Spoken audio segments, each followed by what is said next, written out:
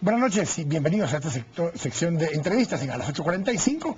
Hoy vamos a analizar en esta primera entrevista el tema del lavado de dinero, el lavado de activos, y para eso nos acompaña hoy Carlos González Arévalo, quien es consultor económico de ACIES, para poder hablar de este tema. Buenas noches, Carlos, bienvenido. Buenas noches, Kike. Gracias por la invitación. Carlos, definámosle un poco a la gente, porque se habla mucho en los medios del tema del lavado de dinero, lavado de activos. ¿Qué significa realmente el lavado de dinero para que nuestros televidentes puedan comprenderlo? Bueno, el lavado de dinero se origina en el trasiego de drogas y estupefacientes, en donde Guatemala y toda Centroamérica y México son un corredor hacia el principal mercado, que es Estados Unidos.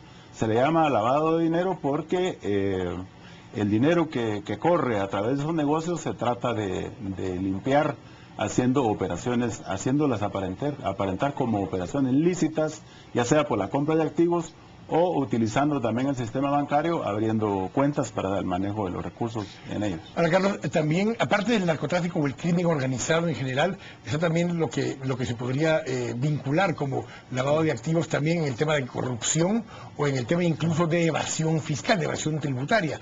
Claro, como es un negocio ilícito, para que se pueda viabilizar, hay que comprar voluntades de autoridades policiales, de aduanas, etcétera, utilizar a personas necesitadas, sobre todo en el interior de la República, de hacerse de recursos y a veces inocentemente y otras veces sabiendo de antemano de que es una operación ilícita, se prestan para realizarlo.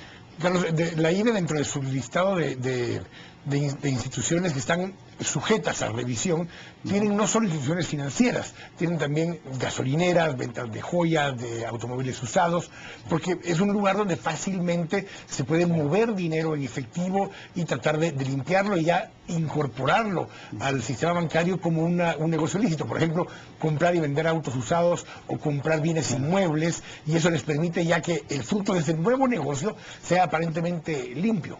Sí, la Intendencia de Verificación Especial inicialmente cubrió las operaciones del sistema financiero, bancos, financieras, incluso cooperativas, compañías de seguros. Pero como las operaciones ilícitas se han ido sofisticando, entonces se ha llegado a este nivel de sospechar, y de hecho así ha de ocurrir, que a través de la compra-venta de joyas o de vehículos también se lava dinero. Guatemala está en lo que se le llama un listado de gris, no es un listado negro, que es todavía más drástico, un listado gris, tanto por parte de la OECD, pero especialmente Francia. Francia le ha venido dando seguimiento mucho a este tema y ha planteado que Guatemala, junto con Belice, Costa Rica y Panamá en el área centroamericana, estábamos en ese listado. Costa Rica y Panamá han logrado salir del listado gris. ¿Qué implica estar en el listado gris y por qué estamos en el listado gris? Bueno, estamos en el listado ese gris porque Guatemala no ha logrado todavía aprobar un par de leyes que están a nivel del Congreso de la República. Una es el enriquecimiento ilícito y la otra es eliminar el secreto bancario. Son proyectos de ley que ya están en el Congreso. Alguna de ellas, el secreto bancario, creo que ya tiene un dictamen favorable de la comisión respectiva, y en tanto no se aprueben esas leyes, la OSDE, con sede en Francia, nos tiene en esa lista gris. ¿Cuál es la implicación por qué es la exigencia? Porque a través de la OCDE y aprobando estas leyes, podemos acceder al intercambio de información, particularmente hacia aquellos evasores fiscales que son perseguidos en otros países, que pudieran venir acá o que perseguimos en Guatemala, y que de momento, al no estar al día en estas leyes, se nos cierran las puertas para poder investigar en otros países. Es una cuestión de reciprocidad y por eso ellos nos tienen en esa lista. De llegar a estar, por ejemplo, en una lista negra, la advertencia a los inversionistas de los países como Estados Unidos, cualquiera de Europa, les advierten de no hacer negocios con empresas o países que estén en la lista negra ya en ese siguiente caso. Eso implicaría que muchas de estas inversiones de fuera de Guatemala, e incluso comprar y vender productos y servicios con ellos, se vería seriamente restringido. Naturalmente esto es muy negativo porque inhibe a inversionistas de los países desarrollados a fincar inversiones de sus capitales en actividades productivas en Guatemala. Además de eso, existe también un riesgo de que de no aprobarse esas leyes podría haber algún bloqueo del comercio a nivel internacional para nuestro país, y también incluso bloqueo para acceder a recursos de préstamos en los organismos internacionales. Ahora, aparte de las leyes que faltan por implementar y aparte de las actividades que tienen que hacer la IBE y la misma superintendencia de bancos, hay cosas que pueden hacer los bancos directamente, conocer mejor a sus clientes. Hoy están justamente llevando a cabo un congreso, la Asociación de Banqueros de Guatemala, con respecto a este tema. ¿Qué pueden hacer los bancos en particular e incluso de informar adecuadamente a sus cuentavientes acerca del manejo de dinero? Claro, yo creo que aquí hay que reconocer que la Intendencia de Verificación Especial, es decir, la Superintendencia de Bancos a través de ella, han hecho una buena labor, se han emitido disposiciones tendientes a eliminar la utilización de los bancos para estas operaciones ilícitas. La última medida adoptada fue que para comprar o vender dólares en los bancos por cantidades superiores a $3,000 hay que hacer una declaración jurada con el objeto de hacer posteriores investigaciones en el caso de que haya sospecha de que en alguna operación de ellas haya lavado dinero. Pero de todas maneras, Quique, el tema es difícil y siempre el que está en operaciones ilícitas se las ingenia para ver de qué manera utiliza a la banca y yo creo que aunque se ha avanzado, siempre hay como una parte oscura que todavía no sabemos cómo podemos controlar. Y el poder tener a los bancos, especialmente a las unidades de gestión y evolución de riesgo dentro de los bancos, más conscientes y mejor preparados, conocer mejor a sus clientes, facilita el poder ir limitando que este tipo de cosas sucedan en el banco. Naturalmente, yo creo que se hace porque el cliente tiene contacto con el banco no solo por la apertura de cuentas, sino también para el manejo de créditos. Entonces, el cliente da información suficiente a solicitud de los bancos como para poder conocer exactamente cuál es el movimiento de recursos. Incluso si un cliente declara que en una cuenta no va a mover más de 100,000 quetzales, por ejemplo, y de pronto resulta moviendo millones, ya es un sospechoso y entonces procede la investigación del caso. Y tiene que ver, Carlos, no solo con la declaración, sino que pudo haber declarado 100,000, pero regularmente había estado depositando 10,000 o 15,000 quetzales mensuales y de pronto empieza a depositar 3, 4, 5 o 6 veces más. Ese movimiento sospechoso debe llamar la atención del banco y reportarlo como una actividad sospechosa a la IBE, justamente. Exactamente, lo reporta la IBE hace una investigación previa y posteriormente, si amerita, lo pasa al Ministerio Público. Todo este proceso, para que también nuestros televidentes lo entiendan, la IBE no está revisando las cuentas individuales de ningún cuentaviente.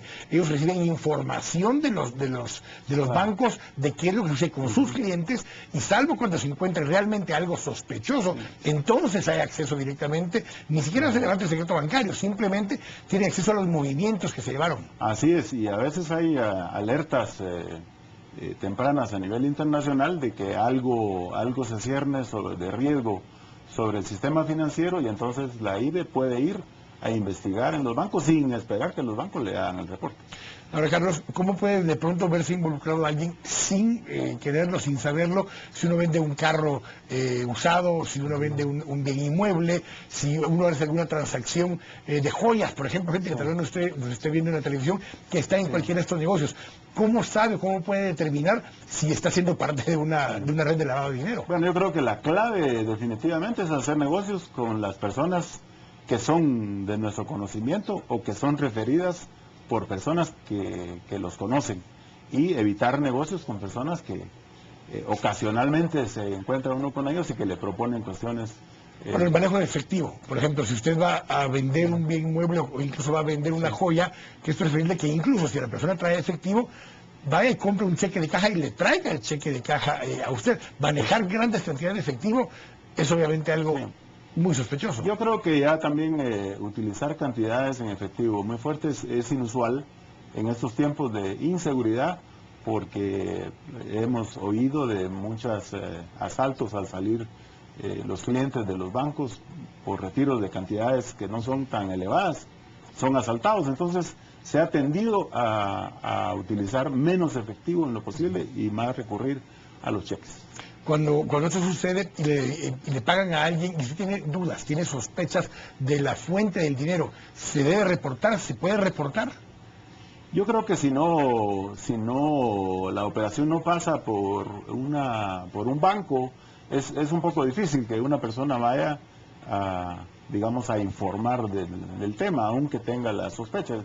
Es algo bastante difícil, Quique, porque es con mucha sutileza que hacen las operaciones, supongo yo, y entonces hay que ser muy hábil para poder tener las sospecha de que algo no anda bien. Ahora, también han utilizado redes donde le piden a alguien que aperture cuentas para que esté depositando por los límites que han colocado de los $3.000, por ejemplo. Claro.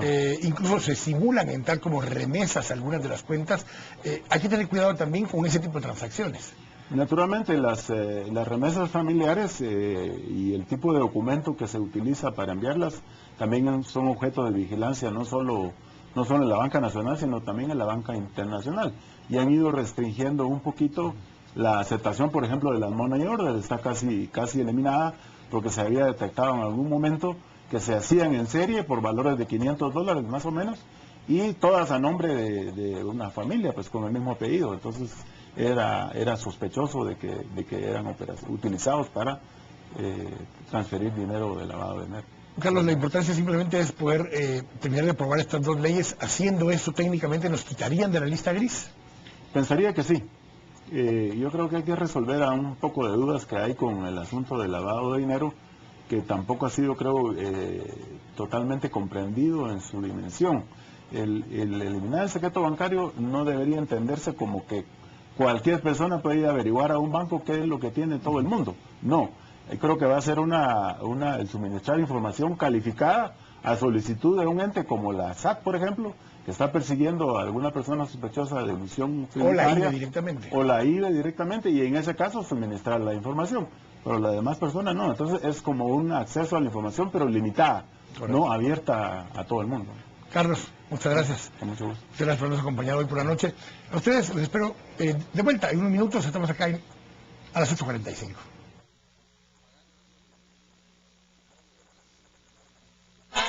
Macta